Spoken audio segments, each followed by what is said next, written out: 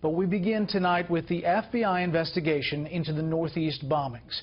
The FBI today requesting the public's help to find two men caught on camera leaving behind a pressure cooker in New York.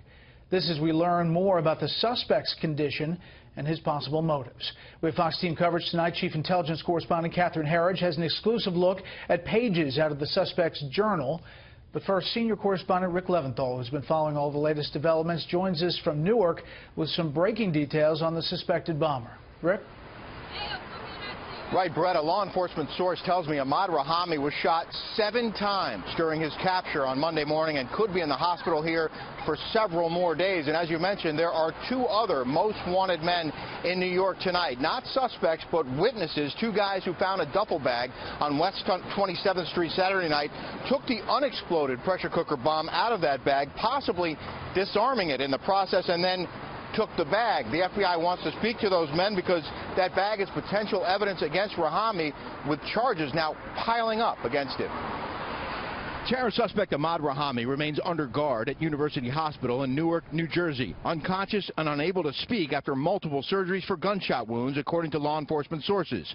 When he's able, his next stops will be jail cells and courtrooms. In addition to the 5 counts of attempted murder of law enforcement officers and weapons charges from a shootout with police during his capture, he now faces 10 federal counts for the numerous bombs he allegedly planted in New Jersey and New York last weekend. The first case to proceed will be the federal case brought yesterday in Manhattan Federal Court. We have filed a writ for Rahami with the U.S. Marshal Service, and we expect that he will soon be brought into this district. This is a copy of Mr. Rahami's journal. Today in Washington, at a House Homeland Security hearing, Congressman Michael McCall, the committee chairman, held up a photo of the journal Rahami was carrying when he was caught, splattered with his own blood after he was shot in that gun battle with Linden, New Jersey police.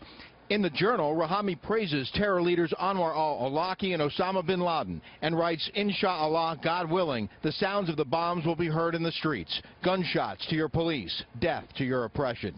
Authorities say a dozen of Rahami's fingerprints were on the unexploded pressure cooker bomb found on 27th Street, and say he ordered many of the bomb's components on eBay.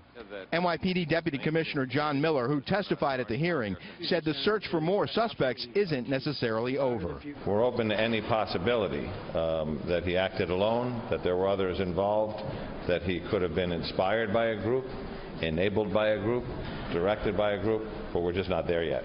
The response to these misguided acts of terror has been classically American.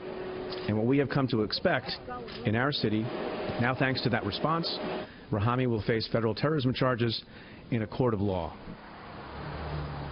Law enforcement sources tell Fox Rahami's wife is cooperating with the investigation and speaking with the FBI, and agents also want to speak with Rahami, of course.